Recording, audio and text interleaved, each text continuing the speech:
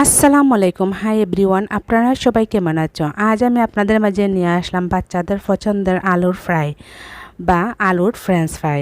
খুব সহজে গড়ে বানিয়ে নেওয়া যায় রেস্টুরেন্টের স্টাইলে আর অল্প সময়ে, কোনো ঝামেলা ছাড়াই। আজ আমি আপনাদেরকে খুব সহজ করে দেখাবো। তো বেশ, আর এখানে নিয়ে নিলাম 4টা আলু নিয়েছি বড় সাইজের। আর আলুর খোসাগুলো আমি কাটার দিয়ে ছাড়িয়ে নিচ্ছি।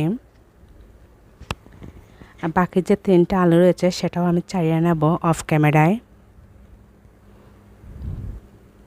ভিউয়ার্স, তারপরে আমি একটা বটি দিয়ে কেটে দেখাবো। আর এইভাবে করে আমি কেটে নেব লম্বালম্বি করে।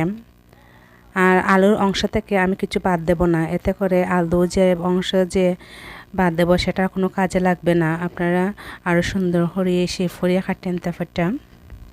ভিউয়ার্স, তারপরে অফ ক্যামেরায় আমি কেটে নিয়েছি আর পানি দিয়ে আমি চুলায় এখন সিদ্ধ করে নেব। আর বলক আসার পর আরও 2 মিনিটের মতো আলু আর সিদ্ধ করে নেব। আর বেশি সিদ্ধ করলে কিন্তু আলুটা ভেঙে যাবে, আর পরে কিন্তু আরও ফ্রাই করার সময় আরও সিদ্ধ হবে। এমনভাবে সিদ্ধ করতে হবে আলু যেন ভেঙে না যায় হাতে নেওয়ার পর। ভিউয়ার্স, আর সিদ্ধ করে নিয়েছি আর অফ ক্যামেরায় আমি পানি জড়িয়ে নেব। পানিও জড়িয়ে নিয়েছি, তারপরে একটা বোলের মধ্যে নিয়ে নিলাম আর দিয়ে দিলাম একটা প্যাকেটের লুডুসের মশলা। আমরা যে বাজার থেকে কিনে এনে লুডুস খাই। আর দিয়ে দিলাম অল্প পরিমাণে লাল মরিচের গুঁড়ো। আর দিয়ে দিলাম অল্প পরিমাণে লবণ, যেহেতু লবণ আমি আগে দিয়েছি।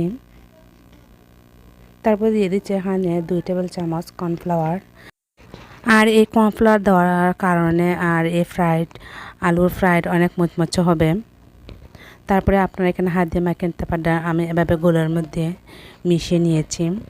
তারপরে চলে আমি একটা প্যানের মধ্যে তেল দিয়ে দিচ্ছি গরম করার জন্য। আর তেল গরম হয়ে আসলে দিয়ে দেবো আমি এক এক করে আলুর পিস।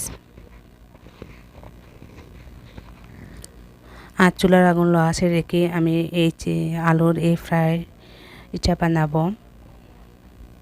আশা করি আজকের এই সহজ আলুর রেসিপিটি আপনাদের কাছে ভালো লেগেছে। আর ভালো লাগলে অবশ্যই একটা লাইক করে দিবা। আর বেশি ভালো লাগলে সাবস্ক্রাইব করে আমার পাশে থাকবা। আর সাবস্ক্রাইব করে রাখলে আমি যখন নিত্য নতুন ভিডিও আপলোড করবো সবার আগে আপনাদের মোবাইলে পৌঁছে যাবে।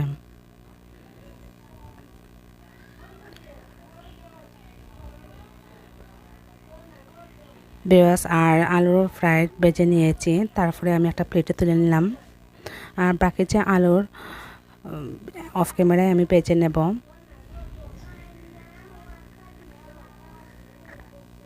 আশা করি আজকের এই আলুর সহজ রেসিপিটি আপনাদের মাঝে সহজভাবে দেখাতে পেরেছি। অনেকেই অনেকভাবে ঝামেলা করে দেখেছি বানিয়ে থাকেন, আমি অল্প সময়ে আপনাদেরকে বানিয়ে দেখালাম। তারপরে একটা প্লেটে আমি পরিবেশন করে নিয়েছি। আর এই আলু ফ্রাইডটা কিন্তু বাচ্চাদের খুব পছন্দের একটা খাবার। আমার বাচ্চাদের তো খুব পছন্দের, আমি সবসময় বানিয়ে থাকি। আর দেখুন সস দিয়ে খেতে কিন্তু অনেক ইয়াম্মি লাগছে। তাহলে আজকের মতো এখানে বিদায়। আবারও আপনাদের মাঝে কোনো এক আলু ফ্রাই রেসিপি নিয়ে আসবো। আপনারা ভালো থাকবা, সুস্থ থাকবা। আল্লাহ হাফিজ।